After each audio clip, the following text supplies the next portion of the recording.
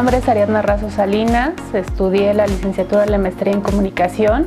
Desde hace prácticamente 20 años me he desempeñado en áreas de comunicación y en los últimos 10 años he desempeñado funciones desde levantamiento de contenidos, tratamiento, coordinación de un diplomado de divulgación en humanidades y ciencias sociales.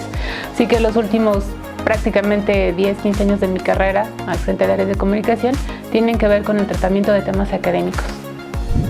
Frente al contexto actual, nacional e internacional, ¿cuál es el valor de las humanidades y ciencias sociales? A mí me parece que el valor de las humanidades y las ciencias sociales a nivel nacional e internacional, nosotros como sujetos históricos nos tenemos que posicionar. A veces no entendemos el contexto en el que nos desenvolvemos, las desigualdades que nos atraviesan de diferentes maneras y en el tema de las mujeres también otras desigualdades muy particulares. Desde las humanidades y las ciencias sociales te permite ubicarte como un sujeto histórico, te permite comprenderte tu posición frente a los demás y también te permite comprender a la sociedad en general en sus diferentes contextos. Y eso te permite también tener una riqueza y una capacidad de reflexión sobre tu persona con respecto a los demás que te permite eso, posicionarte. Muchas de las cosas que vemos desde las ciencias sociales y desde las humanidades tiene que ver con el desarrollo de las culturas, el desarrollo de la sociedad, la forma en la que interactuamos, la forma en la que percibimos a los otros, y me parece que esa es la riqueza más importante. Hay variantes muy grandes de una región a la otra, por eso que también hay una serie de desencuentros. Desencuentros que a veces llevan a que no haya una interacción pacífica, igualitaria, equitativa entre sociedades. El reconocerte a partir de un punto de vista reflexivo, medido, te permite también poder visualizar al otro en sus diferentes dimensiones. ¿Cómo le explicaría a una persona que está fuera del ámbito académico de las humanidades y las ciencias sociales acerca de la importancia y beneficio de estas disciplinas? Es muy interesante esto que preguntas. ¿Qué contribución tienen las ciencias sociales y las humanidades a las personas que vivimos la vida de manera cotidiana alejadas de la academia? El tema con las ciencias sociales, que es muy particular, es que todos los temas de las ciencias sociales nos atraviesan. Entonces son temas tan cercanos que parecería que no es necesario tener una reflexión académica para explicarnos por qué pasan las cosas así como pasan y todos los procesos. Entonces, sí los tenemos tan cercanos y también pensamos que tenemos la habilidad de opinar acerca de todo, de economía, de violencia, de migrantes, porque podemos tener un vecino que es migrante. Podemos ver que ya el sueldo no nos alcanza, podemos ver cómo hay una serie de desigualdades. Entonces, parecería que en la academia hay un nicho importante de gente que está teorizando sobre cosas abstractas que no nos golpean, ya no hablemos desde el género. Pero cuando tú tienes la oportunidad de interactuar o tener información respecto a eso, es que tú ya logras comprender que esos temas que son tan cotidianos, hay gente que está reflexionando por qué se suscitan así las cosas. Y es muy rico porque entonces tú te das cuenta desde otro punto de vista y a partir de tu circunstancia que eso que está sucediendo te golpea, pero hay una cantidad importante de investigadores que están revisando, que están estudiando por qué te pega eso. Un ejemplo tan sencillo como la economía. La economía es una de las áreas de las ciencias sociales que generalmente son más duras, son más áridas.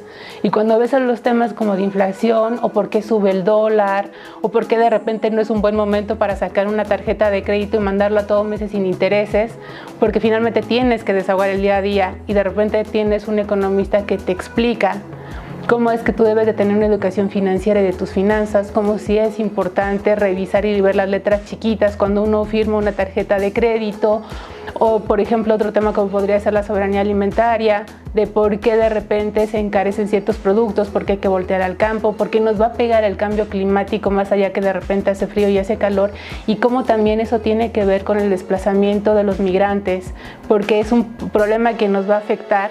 Cuando tú ya tienes esa capacidad de tener explicaciones mucho más completas que vienen de la academia a partir de todos estos fenómenos, es que tú tienes una comprensión más profunda de tu tiempo, de tu persona y de tu interacción que tienes. Entonces, aunque parece algo bastante alejado y bastante ocioso, el que hay una capacidad y una oportunidad desde las ciencias sociales, y ni hablemos de las humanidades, de reflexionarte como un ser, claro que enriquece mucho y te ayuda a comprender el momento en el que estás viviendo. Tu momento histórico, tu momento social, tu cultura, porque de repente hay choques culturales de una generación a otra, porque hay estos desencuentros, porque sí hay que redimensionar, por ejemplo, en el tema de la población, que ya en el caso de México ya somos una población que cada vez va a ser más añosa, porque los jóvenes ahora ya no quieren tener hijos, porque la agenda de género ahora es tan disruptiva, a diferencia de hace 10, 15 años, porque hay una generación que está pugnando por una serie de derechos que tiene que ver con derechos propios, por ejemplo, derechos de los animales, porque ya nos estamos cuestionando otras cosas. Todos esos temas que tenemos, que es una preocupación en diferentes generaciones a nivel cotidiano todos los días, hay una cantidad importante de investigadores desde las ciencias sociales que no solamente los están retomando, sino que los están reflexionando. Y cuando tenemos ese punto de vista académico elevado, me parece que es un contrapeso importante para podernos ver como un espejo más allá de entre nosotros desde un punto de vista académico. Y eso siempre te va a posicionar en un lugar totalmente diferente de la reflexión que tú tienes, porque a veces es muy corta. Cuando te atraviesen ciertas desigualdades o ciertas violencias, no alcanzas a ver que es un fenómeno más estructural que te golpea. Entonces de repente vemos a gente con expresiones de pobre es pobre porque quiere, y son muy duras, y desde las ciencias sociales tú no puedes decir eso. Desde las ciencias sociales tú lo que tienes que hacer es explicarle a la gente que el propio sistema tiene una serie de desigualdades que no permite que ciertas capas de la sociedad, no importa cuánto se esfuercen, nunca van a llegar, y que tiene que ver con diferencias estructurales. Lo mismo con la agenda de género. Si a las mujeres nos explicaran desde niñas que simple y sencillamente por ser mujeres vamos a tener una lucha, una pugna mucho más grande por ascender a ciertos puestos o ocupar ciertos espacios, el espacio público y el espacio privado, que está diferenciado entre hombres y mujeres, entenderíamos mejor cuál es el rol que estamos desempeñando, y me parece que seríamos mucho más asertivos como sociedad, qué agendas tenemos que pugnar y hacia dónde tenemos que caminar. ¿Cuáles son los desafíos a los que se enfrentan las humanidades y las ciencias sociales en el tema de la divulgación de las ciencias? Uno de los desafíos más grandes que tienen las humanidades y las ciencias sociales es posicionarse como un conocimiento valioso y que es útil. Y aquí hay una diferenciación que es importante hacer, no instrumentalista como puede ser en el caso de las ciencias exactas. ¿En qué sentido? Que nosotros sí valoramos que se le destine tiempo y recurso al estudio de varias disciplinas o áreas del conocimiento de las ciencias exactas, porque en algún momento eso te va a impactar en una mejora, en alguna mejora tecnológica. Entonces, ¿quién no quiere tener un teléfono inteligente con cierto despliegue tecnológico, gadgets, etcétera? Y en el caso de las ciencias sociales y de las humanidades, no necesariamente el conocimiento que se genera es instrumentalista. ¿Y a qué me refiero? Que realmente te va a impactar en algo que tú veas útil. En el caso de las humanidades, que es el estudio de la humanidad a través del tiempo, con disciplinas como es la historia, a veces te ayuda a un nivel de reflexión y de comprensión de tu persona, que si no tienes eso, no tienes la mitad de lo que tú deberías de ser como un desarrollo humano pleno. Que eso te impacte en otra manera como las ciencias exactas, no nos lo va a pasar. Lo mismo con las ciencias sociales. En el caso de las ciencias sociales, parecieran que los temas son tan cotidianos que no vale la pena estudiarlos. Y sin embargo, si no hubiera una reflexión mucho más sofisticada de esos temas, no podríamos tampoco desarrollarnos de una manera mucho más completa. Entonces, uno de los grandes desafíos de las ciencias sociales es efectivamente a la mejor el estudio o la generación de conocimiento que se hace a partir de ellos no va a ser un beneficio inmediato. Y sin embargo, sí es un conocimiento que necesitamos. Tenemos que reflexionarnos como personas plenas que estamos transitando, y un nivel de comprensión de todo lo que te atraviesa es valioso.